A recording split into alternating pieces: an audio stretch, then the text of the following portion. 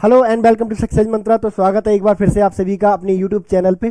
तो जैसे कि अभी हमने 2-3 दिन पहले एक वीडियो करी थी और उसमें हमने बोला था कि जो यूएसए के आउटगोइंग प्रेसिडेंट हैं उन्होंने यूक्रेन को परमिट कर दिया है कि अब वो जो अमेरिकन मिसाइल्स जो बाइडेन ने यूक्रेन को दी थी, जेलेंस्की को दी थी, है ना, वो अब इस्तेमाल कर सकते हैं रशिया को अटैक करने में, यानी कि रशिया के इनसाइड, है ना, इनर एरियाज में अटैक करने के लिए। तो जेलेंस्की ने ना सिर्फ इस ऑर्डर को फॉलो किया है, ठीक है, और एक बार नहीं, दो दो बार, है ना।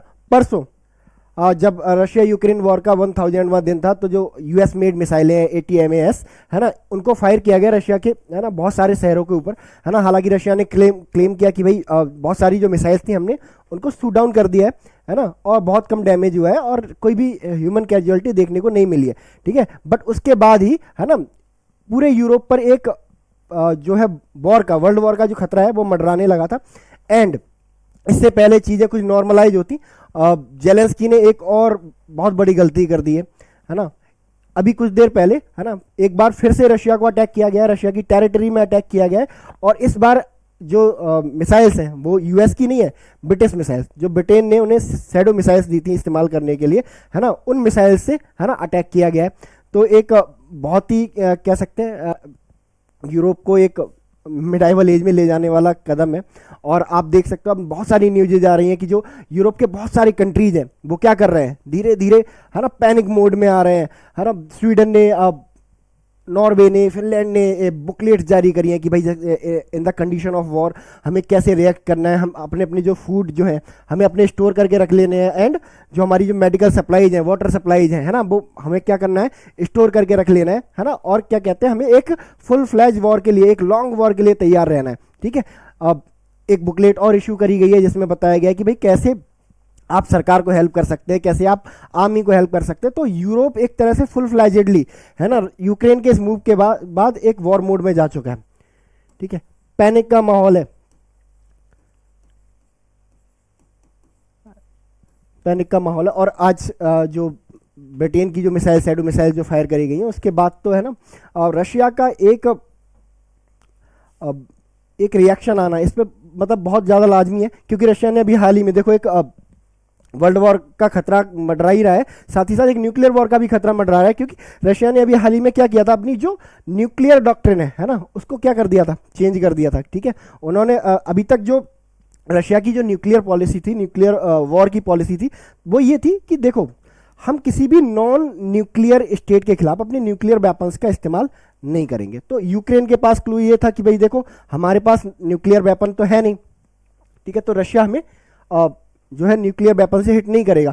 बट रशिया ने अभी कुछ दिन पहले अपनी जो न्यूक्लियर पॉलिसी है ना, न्यूक्लियर वॉर पॉलिसी है, न्यूक्लियर बॉम्ब की पॉलिसी है, उसको रेटिफाइड करते हुए ये बोला कि देखो हम अभी भी हम उस स्टैंड को कायम कर रखते हैं कि भाई हम किसी भी ऐसे स्टेट पर न्यूक्लियर बॉम्ब्स का इस्तेमाल नहीं करेंगे जिसके पास न्यूक्लियर बॉम्ब नहीं है।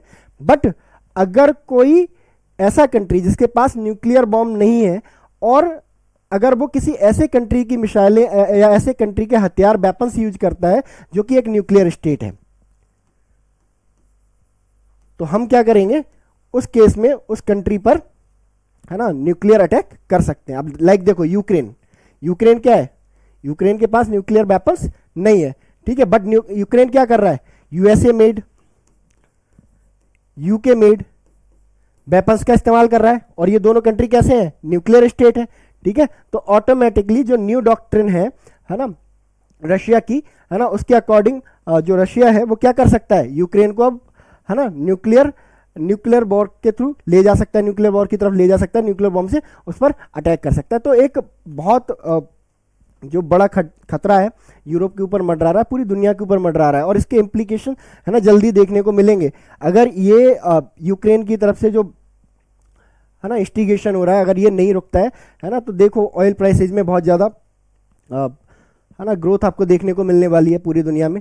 एंड इसके अलावा बहुत सारे बैंक्स यूरोप में देखना, है ना, डाउनफॉल करेंगे। मैंने जैसे कि आपको बताया था, पिछली वीडियोज में भी बताया था कि जब कभी किसी वॉर का खतरा मंडराता है तो सबसे पहला इम्पैक्ट किस पर होता है, सबसे पहला इम्पैक्ट होता है ना, बैंक पर होता है, क्योंकि बैंक में, है ना, डिपॉजिट जमा नहीं होते, ज़्यादा से ज़्यादा लोग क्या करते हैं, पैसों को स्टोर करने की, अपने पास रखने की कोशिश करते हैं, है ना, इन कैश मोड, ठीक है। इसके अलावा बहुत ज़्यादा इन्वेस्टमेंट नहीं होती तो लोग लोन लेने बैंक भी नहीं जाते हैं, तो है ना। और बैंक किस पे काम करते हैं, डिपॉजिट और लोन के कॉन्सेप्ट पे ही काम करते हैं और वहीं से अपना प्रॉफिट अर्न करते हैं, है ना। दैट इज़ वाई, है ना, जब कभी भी वॉर का खतरा मंडराता है या वॉर का र्यूमर फैलता है तो सबसे पहले जो इम्पैक्ट होता है वो, है ना, बैंक्स पर होता है। और बैंक्स आज पूरी दुनिया क्या है ना, इंटरनेट से कनेक्टेड है। हमारे इंडिया में ही देख लो, यूपीआई, है ना, फ़ोन पे, वॉलेट, इंटरनेट बैंकिंग, है ना। तो जब कभी भी, है ना, वॉर में बैंक इम्पैक्टेड होंगे, है ना, वॉर की रूमर से बैंक इम्पैक्टेड होंगे तो पूरी इकॉनमी क्या करेगी, सफ़र करने वाली है। तो यूरोप की इकॉनमी जो पहले से ही रिसेशन में चल रही है ना, बैडली सफ़र करने वाली है ना, इस वॉर मॉन्गरिंग की वजह से। और किसकी वजह से, सिर्फ और सिर्फ दो जोकर्स की वजह से, ठीक है। एक ऐसा प्रेसिडेंट यूएसए का जिसने यूएसए के लिए 4 साल में कुछ नहीं किया, ठीक है। और अब ये यूएसए के प्रेसिडेंट बने कैसे, है ना, तो सबको पता है, ठीक है। एक फियर दिखा के कि भाई अगर हमें पावर में नहीं लेके आओगे तो डेमोक्रेसी क्या हो जाएगी, ख़त्म हो जाएगी। दूसरा, है ना, जो उस समय यूएसए के प्रेसिडेंट थे डोनाल्ड ट्रंप, ठीक है, उनकी परफॉर्मेंस, है ना, थोड़ी अच्छी नहीं रही थी, है ना, ड्यू टू कोविड आ गया था तो बहुत सारे लोगों की डेथ हो गई थी यूएसए में, है ना। दैट इज वाई ये पर्सन क्या बन पाया है, यूएसए का प्रेसिडेंट बन पाया। इनकी खुद की कोई पॉपुलैरिटी नहीं है, ठीक है, केवल एंटी इनकम्बेंसी के ऊपर ये प्रेसिडेंट बने। एंड बहुत ज़्यादा ओल्ड है तो अब इनके पास खोने के लिए भी कुछ नहीं है ना। तो क्या कर रहे हैं कि जाते जाते कुछ ऐसा काम कर रहे हैं, है ना, कि भाई दुनिया इनको याद रखे, है ना। भाई एक कहावत जो मैंने आपको बताई थी कि, है ना, कि नाम तो हुआ ही, है ना, बदनामी से ही, है ना। बदनामी में भी क्या है, नाम है, तो भले ही, है ना, बुरे कारणों से दुनिया इनको याद तो रखे ही रखेगी। एंड दूसरा, है ना, सुपर जोकर यूक्रेन, ठीक है। अब ये यूक्रेन के कपिल शर्मा हैं, कॉमेडियन हुआ करते थे पहले, एंड इलेक्शन जीत गए अपनी पॉपुलैरिटी के दम पे। एंड, है ना, अब वो अपना जो फिल्मों वाला, जो टीवी शोज वाला जो हीरोइज्म है ना, वो कहाँ इम्प्लीमेंट कर रहे हैं, ये रशिया के साथ इम्प्लीमेंट कर रहे हैं, ठीक है। इन्हें पता है ये रशिया के साथ बहुत दिनों तक सर्वाइव नहीं कर पाएंगे। और रशिया अगर अभी फुल फ्लैज वॉर में आ जाता है ना, तो इन्हें हार्डली 1 महीना लगेगा इन्हें ख़त्म करने में, ठीक है। पूरा यूक्रेन वाइप आउट कर देगा पुतिन, ठीक है, रशिया। तो बेकार की एक ऑब्सेशन ये दोनों लीडर्स पाले हुए हैं और इन दोनों की जो ऑब्सेशन है ना, वो पूरी दुनिया को, पूरे यूरोप को कहाँ लेके जा रही है ना, वॉर की तरफ, वर्ल्ड वॉर की तरफ लेके जा रही है, ठीक है। तो चलो, जब ये रहा इस पे हमारा ओपिनियन। बाकी आप इस बारे में क्या सोचते हैं, आप कमेंट सेक्शन में बता दीजिए। चलते चलते जान लेते हैं कि ये जो स्टॉर्म शैडो मिसाइल्स हैं ये क्या हैं, ठीक है। तो स्टॉर्म शैडो मिसाइल, इनकी रेंज लगभग 250 किलोमीटर है, ठीक है। वेट कितना कैरी कर सकते, कितना है, 1300 केजी इनका वेट है ना। Navigation INS GPS terrain reference navigation इस्तेमाल करती हैं। वॉरहेड क्या है ना, ब्लास्ट और पेनिट्रेटर की तरह इनको इस्तेमाल किया जाता है, ठीक है। और कॉस्ट क्या है, $1 मिलियन है इनकी, $1 मिलियन, ठीक है। और किस कंट्री ने इनको बनाया, तो ब्रिटेन ने बनाया है, ठीक है। तो ये याद रखेंगे, इन्फॉर्मेशन एग्जाम पर्सपेक्टिव से इंपॉर्टेंट है। तो चलिए इस वीडियो में इतना ही रखते हैं, मिलते हैं नेक्स्ट सेशन में। तब तक के लिए thank you so much and God bless you all.